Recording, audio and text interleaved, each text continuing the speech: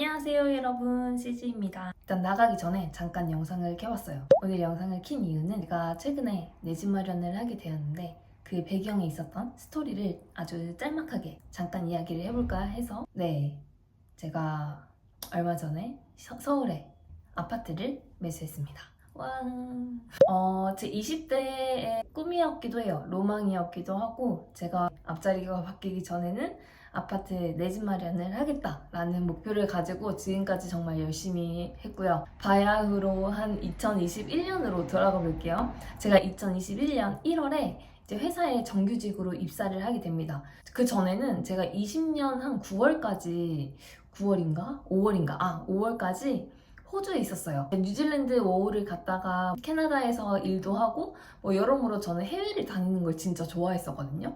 근데 호주에서 무역회사에서 인턴을 하고 있는 도중에 코로나가 터진 거예요. 그래서 안 되겠다. 한국을 가야겠다 싶어가지고 제가 2020년 5월에 한국으로 들어오게 됩니다. 그러고 나서 뭐 취업을 해야겠죠, 당연히. 그래서 취업 준비를 하고 하반기에 바로 취뽀를 해서 2021년 1월에 회사에 입사를 하게 됩니다.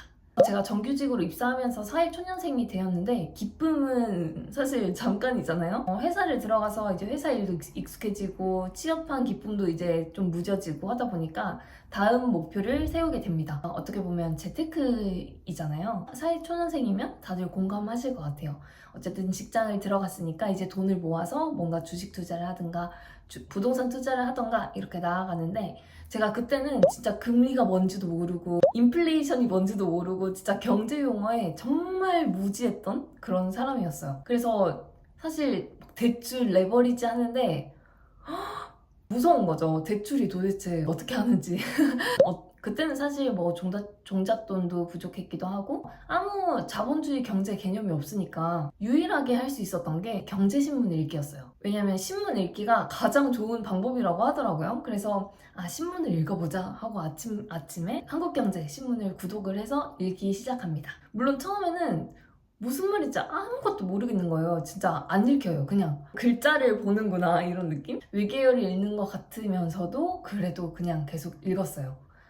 그냥 꾸준히 하다 보면 들어오겠지라는 마음으로 거의 1년 가까이 신문을 들여다보니까 기사가 읽히기 시작하는 거예요. 금리가 뭔지도 알겠고 인플레이션이 뭔지도 알겠고 공모주 청약을 한다던가 이런 것도 내가 직접 해보고 조금 더 경제에 가까워졌던 것 같아요. 근데 그때쯤에 약간 소액 투자가 활발했었거든요. 그때 부동산이 한창 오르는 때였기도 하고 그래서 저도 오피스텔, 빌라, 아파트, 뭐 재개발, 재건축 이런 구축 같은 거 나도 투자해볼까? 이런 생각을 했었는데 물론 그때 종잣돈이 좀 부족했기도 했고 경제 용어는 이제 좀 익숙해졌는데 그런 투자에 대해서는 또 너무 잘 모르겠는 거예요. 그래서 무서운 마음에도 그랬었고 결국 나는 투자할 만한 시드를 더 모아야겠다. 일단 시드 모으기가 우선이다 라는 결론을 내리게 되었습니다. 철저하게 가계부도 쓰고 전략도 하고 진짜 생활 속에서 그런 저축할 수 있는 노력을 많이 했던 것 같아요. 막 여름 휴가비 받고 명절 상여 받아도 그런 거 막 헛돈 쓰지 않고 항상 와, 나 저축할 돈 더 생겼네? 이러면서 더 모으고 이런 식으로 접근을 했던 아주 열심히 아끼며 살았던 때였습니다. 그러다가 2022년 가을 즈음에 1억을 모으게 됩니다. 그 전부터 제가 워홀이나 인턴 이런 아르바이트 다양한 사회활동을 하면서 어느 정도 모아져 왔던 거에 누적해서 이제 회사 다니면서도 열심히 모으다 보니까 그렇게 1억을 모으게 되는데요. 1억으로도 아파트를 살 수가 없는 거예요. 그때는 대출이 무섭기도 했어요. 레버리지라는 개념을 잘 이해를 못했던 때였기도 하고 1억으로 갭투를 한다고 하더라도 그 비용으로 딱 그냥 그럴 만한 물건을 살 수밖에 없는 뭔지 아시죠? 참 아쉬웠죠. 내가 시드를 더 모아야겠구나. 1억으로도 할 수 있는 게 한정적이구나. 이런 생각을 하게 됩니다. 그래서 제가 직장으로만은 해결을 할 수 없구나. 더 무언가를 해야 되구나. 라는 것을 느끼고 부업, 그러니까 엔잡에 관심을 가지게 됩니다. 여러분도 제 블로그를 보면 아시겠지만 최근 3년 동안 꽤 다양한 엔잡을 해왔어요. 처음에 제가 전공 관련 전자책을 쓰면서 온라인으로 이렇게 수익을 창출할 수 있구나 라는 걸 느꼈는데 그때 딱 1만 원짜리 전자책이었거든요. 그게 처음 팔렸을 때 그 쾌감이 아직도 생생합니다. 저는 되게 한 발 한 발 막 엄청나게 폭발적인 성장을 했다기보다는 정말 꾸준하게 이렇게 차근차근 나아갔던 것 같아요. 어쨌든 22년 초중순부터 약 1년 반 동안 진짜 열심히 했죠. 참 주말에는 더 바쁘고, 왜 바쁜지 알아요? 평일에는 그래도 회사를 가니까 회사에서 어쨌든 조금이라도 쉬는 시간이 있잖아요. 그래서 회사에서 오히려 쉬고 주말에는 계속 막 재테크 모임 나가서 사람들 만나고 어떤 부업할지 막 궁리하고 카페 가서 할 일하고 그러기도 했고, 매일 아침에 일찍 일어나서 글 쓰고 책 보고 운동하고 출근을 했습니다. 진짜 자기 개발의 정석. 익숙함이 진짜 무섭거든요. 저는 회사 다니면서도 퇴근하고 바로 책상에 앉았어요.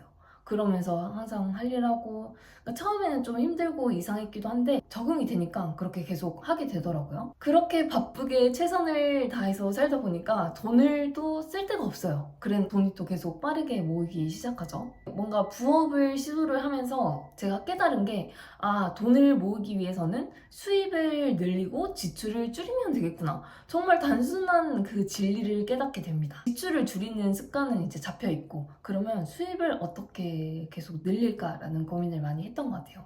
다양한 엔잡을 하다 보니 퇴사를 하게 됩니다.